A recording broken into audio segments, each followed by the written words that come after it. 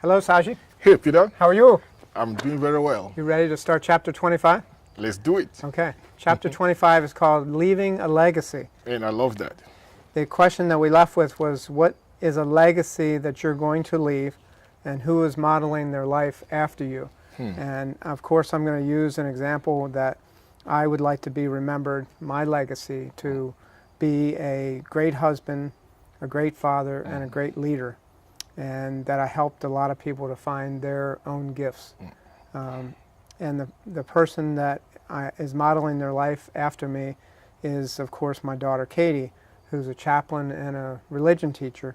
And she's inspiring hundreds of people every month by what she says and by what she does. Katie just completed her first Ironman in Lake Placid last summer. And I was excited that she's following in my footsteps to have a healthy triathlon-style lifestyle.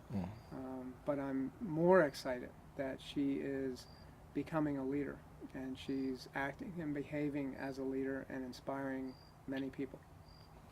Awesome.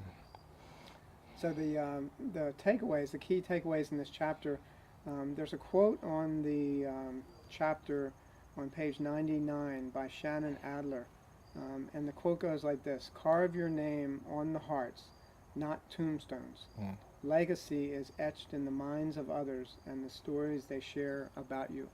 And you and I have told a lot of stories. You've shared some of yours. I've shared some of mine. Right. And stories to me is something that I love. I love to tell stories, but I also like when other people tell a story about me.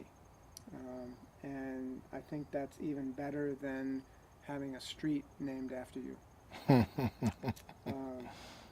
And so the other takeaway that I would like to remind everyone is what leadership means. And leadership is all about getting results, but it's also about developing the next generation of leaders. Right. And I think the second part, the developing others, is what so many leaders forget about, because they get maybe addicted is the right word to the results, and maybe addicted to the power that goes with the results, and they end up forgetting about the people that ended up getting the results, and forgetting that second half of that responsibility is to develop All the leaders. the leaders.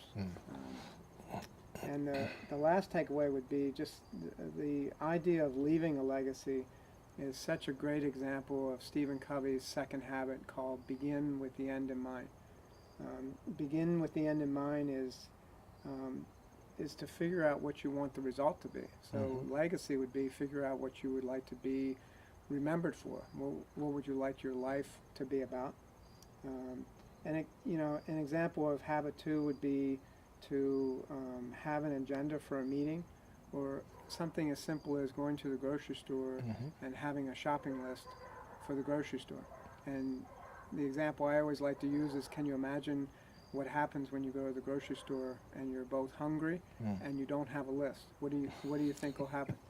You just pick anything that comes to your mind. Yeah, especially the And you overspend. You'll overspend, and you won't get the things that you really need. You'll get things that you don't need. I'm sure you're going to return some things 2 days after.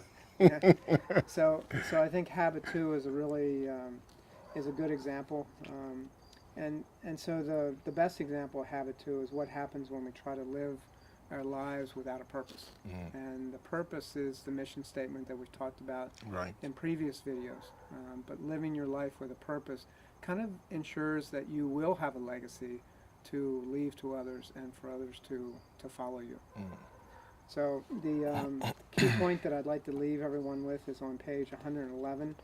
It's number 13, and it says, lead by example, be a good role model. Someone is always watching. Wow, that is great. You know, whenever I think of a legacy, I don't always think about the end of my days.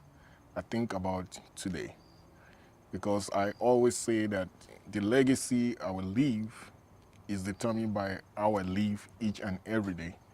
You know, so I don't want people to have this mind that, oh, wow, when I'm dead, I'm going to leave a legacy. No, it is each day we're actually living our legacy each day. That's great. And then when we die, then we left whatever it is that we've left in the hands of people.